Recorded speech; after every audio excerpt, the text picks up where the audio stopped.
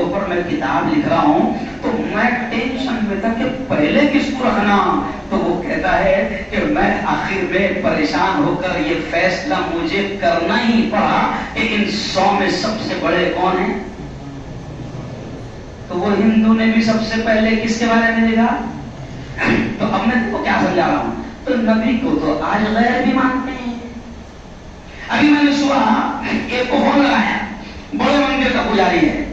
3 دن پہلے میرا مندر میں گیا تھا, وہاں معلوم نہیں معلوم, مندر میں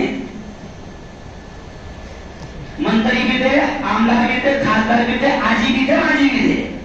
کل کے لوگ مت میں آئے میرا بھولو اور جن کو نہیں معلوم اور مندر.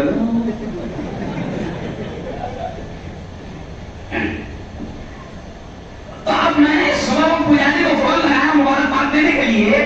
تو میں نے اس کو وہ جو پروگرام کیا اس نے مندر میں مجھے بلایا.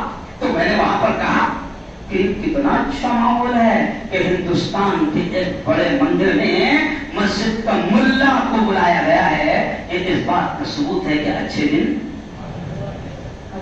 پھر میں نے وہاں پر نبی کی بات رکھا. تو اب اس کو میں نے صبح فون لگایا آج 8 بجے, دوسرے کام کیا سے.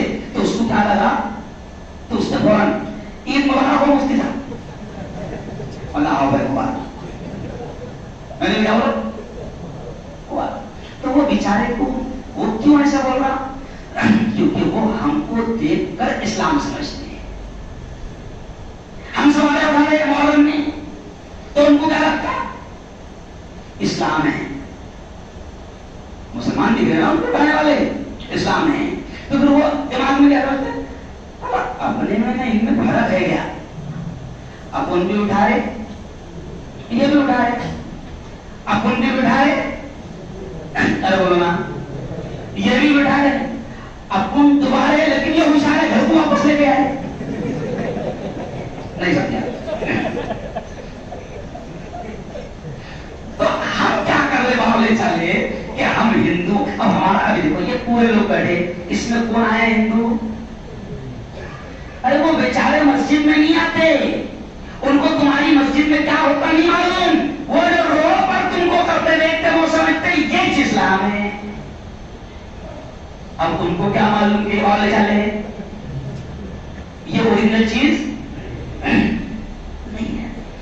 آؤ میرے یارو, نبی سے عشق کرو, نبی سے پیار کرو, نبی کی غلامی کرو, نبی سے محبت کرو, نبی کے ایک اشارے پر جان مال سب کچھ قربان کرو, نبی کی غلامی ایسے کرو کہ یہ کون نعرہ لگاؤ, غلامی رسول میں موت بھی قبول ہے. غلامی رسول میں, غلامی رسول میں موت بھی قبول ہے. جو نہ ہو عشق مصطفیٰ, جو نہ ہو عشق مصطفیٰ تو زندگی ہی فضول ہے. اور عشق کر ہی نہیں رہا, پیار کر ہی نہیں رہا.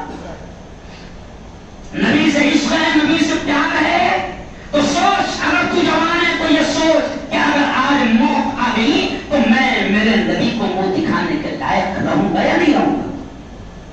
کیونکہ حدیث میں یہ بھی آتا ہے کہ جب مسلمان مرتا ہے اور اسے زمین میں دفن کیا جاتا ہے تو وہ محروم میں دفن ہو رہا ہے, وہ جلگاؤں کے عیدگاہ کے قبرستان میں دفن ہو رہا ہے. لیکن حدیث میں آتا ہے کہ جہاں وہ دفن ہوتا ہے وہاں سے لے کر مدینہ نبی پاک کے روضے تک زمین کے ساری دیواریں اور زمین کے سارے پردے ہٹا دیے جاتے ہیں اور پیارے نبی سے پوچھا جاتا ہے, محمد ذرا دیکھو تو اس کو یہ تمہارا لگ رہا ہے کیا.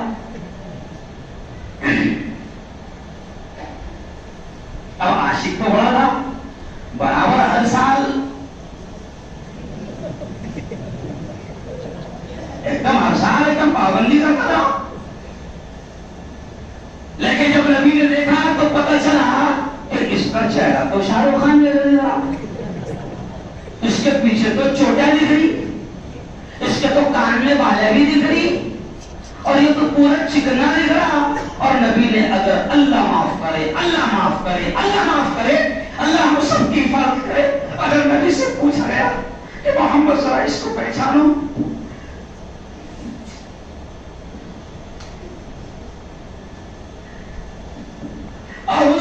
کر دیا چہرے کو دیکھ کر میرا نہیں ہے تو بتاؤ ہمارا انجام کیا ہوگا؟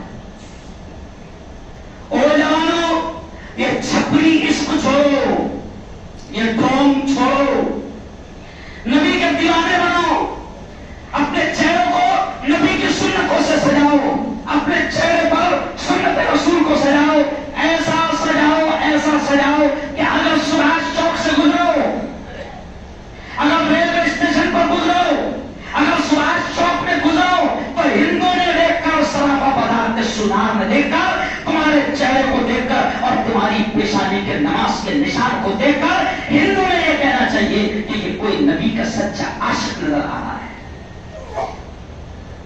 آج ہمارے جوانوں کو دیکھ کر ناچنے گانے والے یاد آتے ہیں، ناچنے گانے والے یاد آتے ہیں، ہم نبی کا مذاق اڑا رہے ہیں، ہم نبی کی سنتوں کا مذاق اڑا رہے ہیں۔ میں ان سے کہتا ہوں کہ سچا عشق یہ ہے محبوب، میں نے آج کا عنوان رکھا تھا کہ باتیں میرے محبوب کی، تو میرے محبوب کا سچا عشق یہ ہے کہ جیسے تجھے ناچنے گانے والوں کا ہیئر اسٹائل پسند آتا ہے تو تو ویسا اسٹائل بناتا ہے، تو ویسا لباس پہنتا ہے، تو ویسی پینٹ پہنتا ہے، ویسا کرتا پہنتا ہے، تو نبی کا عشق اور نبی کا عاشق وہ ہوگا کہ تجھے دیکھ کر یہ سمجھ میں آ جائے کہ تو واقعتاً نبی کا غلام ہے، تیرا چہرے پر سنت رسول کی کیا بات ہے۔ نبی پاک فرما رہے الصلاۃ قرۃ عینی، نبی فرما رہے نماز میری آنکھوں کی ٹھنڈک ہے، نماز میری آنکھوں کی ٹھنڈک ہے۔ اگر تجھے عشق ہے تو پڑھنا نماز، پہنچا نبی کی آنکھوں کو ٹھنڈک، پہنچا نبی کی روح، نبی کے دل کو سکون، کیونکہ نبی نے کہا ہے کہ نماز میری آنکھوں کی ٹھنڈک ہے۔